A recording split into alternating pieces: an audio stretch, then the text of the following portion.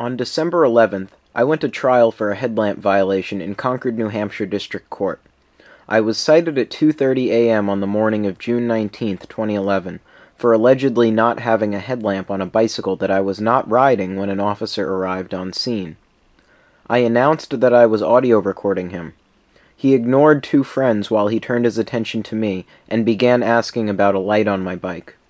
I began pulling out my video camera when he refused no less than 3 attempts to get either his name or badge number. Instead, he demanded my name and told me that I was being detained. When another officer arrived on the scene, he interjected into my conversation with him to tell the inferior officer not to identify himself to me. After I received the ticket and saw the name on the summons, it was clear to me why I was singled out.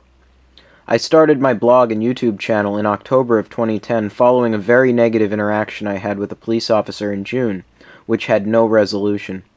I didn't recognize the officer at the time, but the very same cop had a year earlier physically assaulted me for recording him, forcibly shutting off an audio recorder.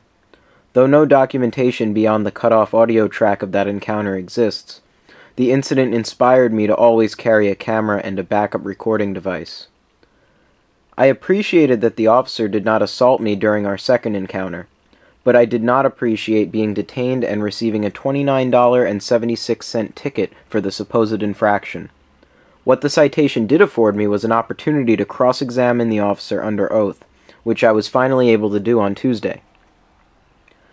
During my 30-minute cross-examination, I brought out that the officer did not remember his specific actions moments prior to engaging us, that he was further than the distance by law one must be within to view the light, and that he conveniently did not include in his testimony factors of the encounter which suggest an animus was guiding his actions.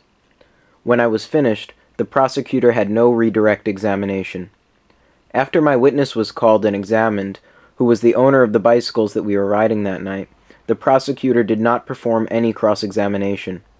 Rather than ruling on the spot, the judge took the matter under advisement, so we can expect a verdict in the coming weeks. While I complete an edited version of the trial footage, you can see all of the raw video and audio from the day on a playlist at Freeman TV Raw. Reporting from freeconcord.org, this is Garret Ean.